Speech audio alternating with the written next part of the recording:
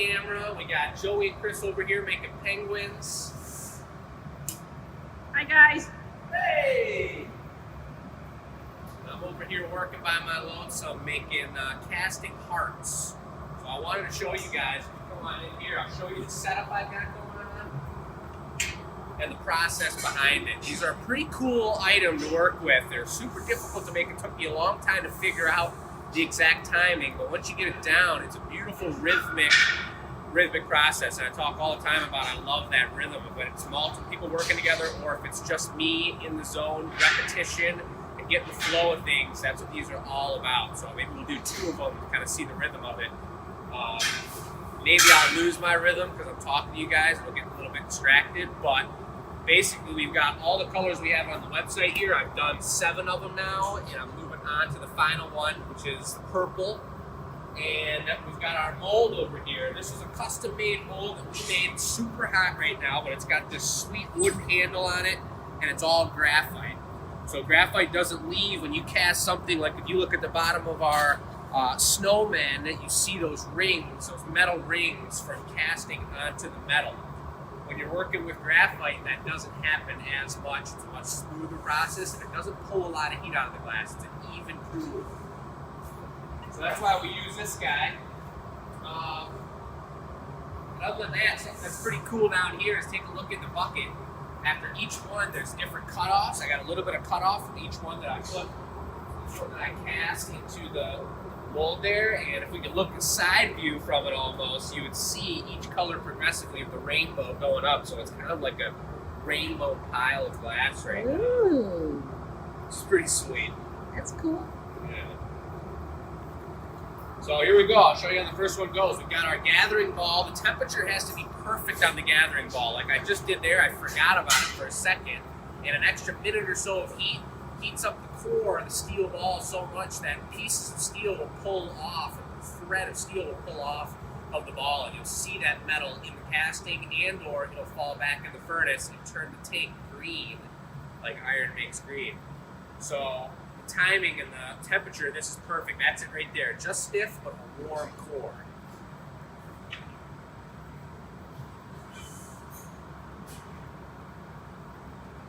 Take a nice big gather. 1 schmack of purple, and you give it the swirl. And I want to do that in the heat so it stays as hot as possible. And the way that you let this turn and shape up on itself is so important. If it's a giant oval, a giant blob, it won't fall in the mold correct. So I got to be really aware. I want that long, thin shape like that.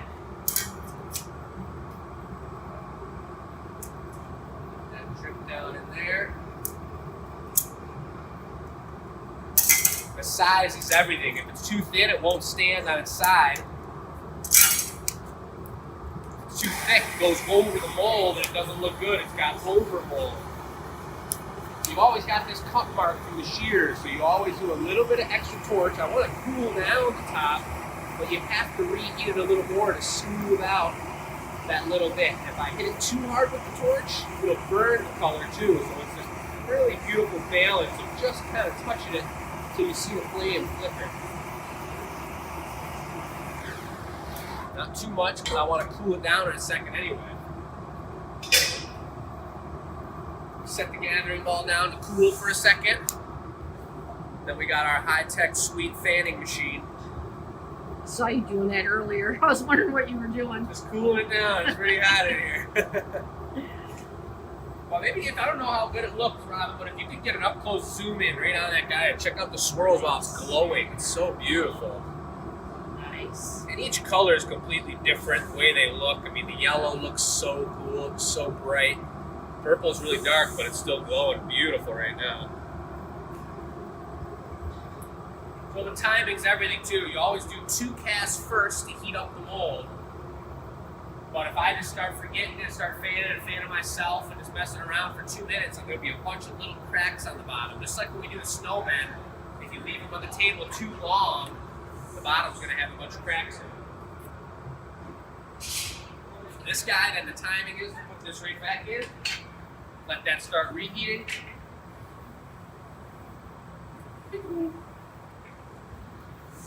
Now the top's still hot and I don't want to get marks on it. So the trick with this move is to flip it quick and then flip it right back over onto the other paddle. So there's no marks with the paddle. There we got our heart right there. Nice. Into the box with it.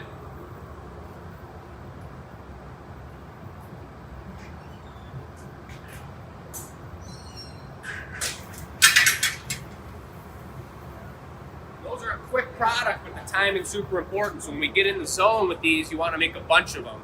So I've done a pretty good job loading up this annealer here, and that's going to be a longer cycle. We'll probably even change it, go for 16 hours because there's so much thick glass in there. Tomorrow, we won't even plan on opening that up. We'll open it up on Thursday for shipping, for Robin to get things done and have it in the gallery.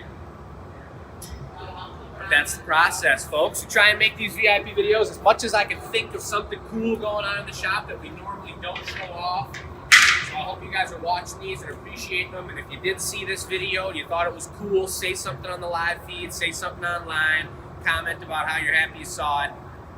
But I'll try and keep giving you guys more insider info and keep doing it.